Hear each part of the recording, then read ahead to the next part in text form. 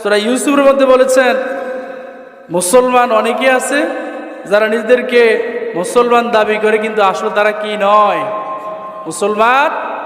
জন্ম নিবন্ধনে মুসলমান হওয়া সহজ, ভোটার আইডি কার্ডে মুসলমান হওয়া সহজ, কিন্তু আল্লাহর দফতরে মুসলমান হওয়া এত সহজ। মুসলমান হতে হলে পরীক্ষা দেওয়া লাগবে কি লাগবে না? প্রত্যেকটা জায়গায় পরীক্ষা দিতে হবে। আবু বকর, ওসমান, আলী, মক্কার টপ লেভেলের যারা বিজনেসম্যান ছিল, যারা ম্যাগনেট ছিল, শিল্পপতি ছিল যারা, ওরা ঈমান গ্রহণ করার কারণে নিজের মাতৃভূমি মক্কায় থাকতে পারে।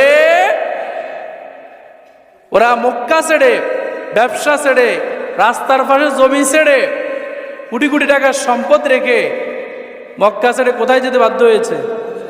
তার মানে বোঝা যায় মুসলমান হতে হলে অনেক ত্যাগ স্বীকার করা লাগে, এবং এই ত্যাগটা স্বীকার করেন কিনা সেটা দেখবেন কে? তাহলে যারা শিরক করে এদেরকে ফতপুষ্ট করে দেন কে? যারা শিরক করবে ওদের জীবনের সমস্ত আমলকে ধ্বংস করে দেবেন কে?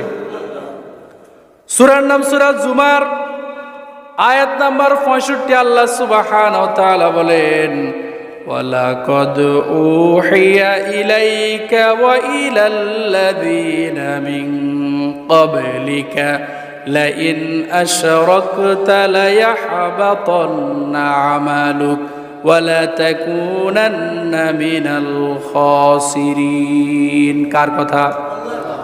আল্লাহ তাআলা বলছেন, বিশ্ব নবী জনাবে মুহাম্মদুর রাসূলুল্লাহ সাল্লাল্লাহু আলাইহি ওয়াসাল্লাম কি বলছেন? তিনি বলছেন, আপনার পূর্বে যত নবী রাসূল দুনিয়াতে এসেছে সবার প্রতি আমি যে বার্তা দিয়েছিলাম আপনাকেও সেটা শুনিয়ে দিচ্ছি। সেটা হচ্ছে কি, লাইন আশরাকতা, নবী আপনি যদি জীবনের কোনো ক্ষেত্রে আমি আল্লাহর সাথে শরীক স্থাপন করেন, শিরক করেন, লায়াহবাতান্না আমালুক, আমি আপনার জীবনের সমস্ত আমলকে বরবাদ করে দেব।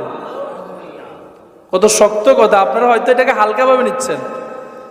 সাপোজ ধরুন আজকে আপনি ফজরের নামাজ পড়েন নাই, এখন যদি আমি মুয়াজ্জিন সাহেবকে এবং আমার প্রিয় ইমাম সাহেবকে জিজ্ঞেস করি, হুজুর এই যে আমার সামনে এতগুলো সুন্দর সুন্দর মুখওয়ালা মানুষ বসে আছে, দাড়ি টুপি জুব্বা পাগড়ি পাঞ্জাবি, এরা সবাইকে আজকে ফজরের নামাজ পড়ছে? হুজুর কি উত্তর হা দিবে না না দিবে? কথা বলে না, হা না না। এত মুসল্লি কি ফজরের সময় ছিল?